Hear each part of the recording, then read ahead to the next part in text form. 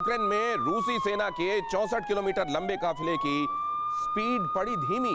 चीनी टायरों के खराब होने से रूसी काफिले के फंसने का दावा। यूक्रेन की नर्म मिट्टी में फंसी रूसी सेना की गाड़ियां। यूक्रेन बॉर्डर पर रूसी सेना की गाड़ियों की तस्वीरें वायरल। इसमें जो टायर लगे हुए हैं उनकी साइड वॉल्स मरम्मत के अभाव में और क्वालिटी के अभाव में ब्रिटल हो गई, भंगुर हो गई और जैसे ही गाड़ियों ने चलना शुरू किया ये किनारे से साइड वॉल्स झड़ने लगी। लिहाजा इनके जो काफिले हैं कई जगहों पर बिगड़ी हुई गाड़ियां फूके हुए टायरों, बैठ गए टायरों की वजह से खड़े हुए हैं और काफिले इसी वजह से इतने स्लो पहुंचे कीव की तरफ, जबकि बड़ा लंबा काफिला चला था। एक अहम खबर और देखिए, यूक्रेन पर रूस ने हमला और तेज किया। यूक्रेन के एक और शहर पर रूस की एयर स्ट्राइक। इवानो पर रूस की जबरदस्त एयर स्ट्राइक। धमाकों के बाद आसमान में धुएं का गुबार बहुत दूर से नजर आया। लगातार एयर स्ट्राइक। ज़ेलेंस्की इसीलिए गुहार लगा रहे हैं, इसको नो फ्लाई जोन घोषित करो, बचाओ, लेकिन बचाने के लिए कोई नहीं आ रहा।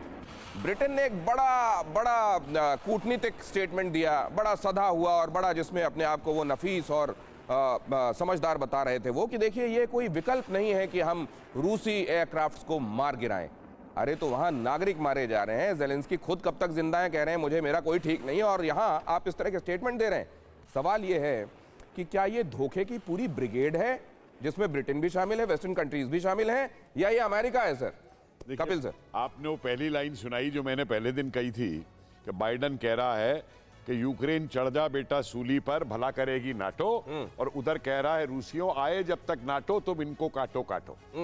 ठीक है। और आज ज़ेलेंस्की को लेके मैं ये कहूंगा, एक बड़ा पुराना गाना है हमारे यहाँ, मुझे एक लाइन याद है, दूसरी आपको होगी, कि सब कुछ लुटा के होश में आए तो क्या हुआ, दिन में अगर चिराग जलाए तो क्या हुआ। सुनिए, ये टेक्टिकल विड्रॉल की बहुत इंपॉर्टेंट बात कही मेजर साहब ने। माउंट पोपो के ऊपर आजाद हिंद फौज को ब्रिटिशर्स ने जब घेर लिया बर्मा के अंदर, जनरल ढिल्लो, जनरल शाहनवाज और प्रेम सहगल तीनों थे। सोल्जर्स ने ये कहा कि हम सरेंडर नहीं करेंगे, राइट, और हम अपनी जान दे देंगे, मरेंगे, सुसाइड स्क्वाड तक बन गई।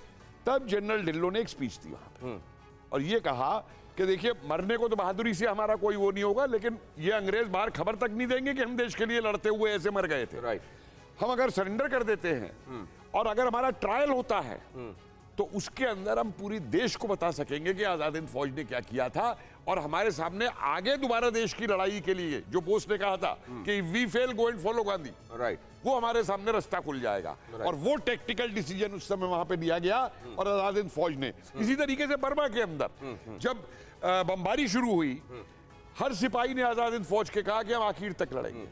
नेताजी ने डिसीजन लिया कि नहीं, वो लोग सिविलियंस को बॉम्ब कर रहे हैं, मैं सिविलियन लाइफ को लॉस नहीं चाहता, विड्रॉ करो। तो ये पॉइंट ऑफ व्यू और उस पे डिसीजन लेके विड्रॉ किया उन्होंने वहां से। तो मैं ये समझना चाह रहा हूं कि ये पॉइंट ऑफ व्यू है जिसमें से नहीं सीखते भाई ये लोग। देखिए सुनिए ज़ेलेंस्की की क्या गलती। सर मैं आपके पास लौटता हूं ये अहम खबर बताने के बाद। ज़ेलेंस्की की गलती क्या है? कपिल कुमार साहब इस नोट पर रुके हैं।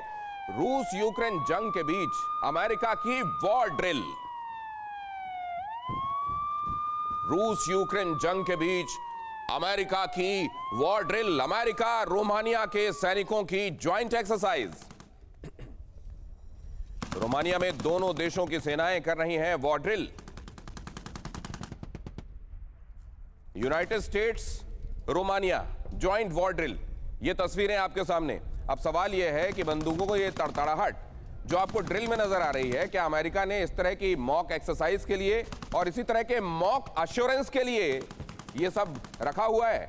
जरूरत के वक्त ज़ेलेंस्की की मदद के लिए ये सब क्यों नहीं आया?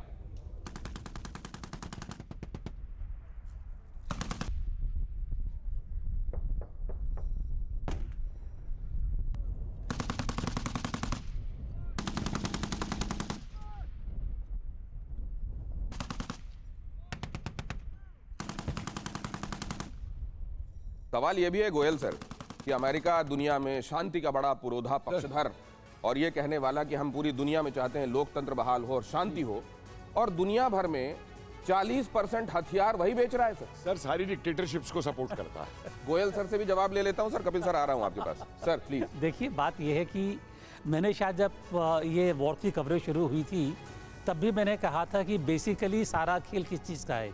सारा खेल ये है कि कौन मुल्क अपने कितने हथियार बेचने में कामयाब रहता है। और कोई खेल नहीं है। यहाँ पर जो रोमानिया की वॉर रीड हो रही है, यहाँ पर उनका माल आएगा, फाइटर्स आएंगे वो उनका माल आएगा। अमेरिका को फ़ायदा शांति से नहीं है। अगर शांति हो गई, मैं आपको 1991 की बात बताता हूँ। 1991 में जब ये रशिया के टुकड़े टुकड़े हो गए सोवियत यूनियन के, उस टाइम पर नाटो के रहने की क्या तुक थी बताइए। जब वॉर्सो पैक्ट खत्म हो गया तो नाटो की कोई तुक बनती है, लेकिन नाटो चालू रहा। और ये भी कहा गया कि नाटो आगे नहीं बढ़ेगा, ईस्टवर्ड एक्सपेंशन नहीं होगा, लेकिन बढ़ता चला गया। क्यों? पोलैंड ने $3 बिलियन के फाइटर्स खरीदे। किसके लिए? कहाँ वॉर होने वाली थी? तो ये सारा खेल मिलिट्री इंडस्ट्रियल कॉम्प्लेक्स के फायदे का तो है। कायदन क्या सर, नेटो को भंग होना चाहिए और दुनिया भर बिल्कुल। से इसमें यूनाइटेड नेशंस में इस बात को रखा जाना चाहिए कि आप इसको भंग कीजिए, अब इसका औचित्य क्या है। मैं इसको लेकर आपके पास आऊंगा। फिक्र आपकी, सोमवार से शुक्रवार रात 9 बजे सिर्फ TV9 भारतवर्ष पर।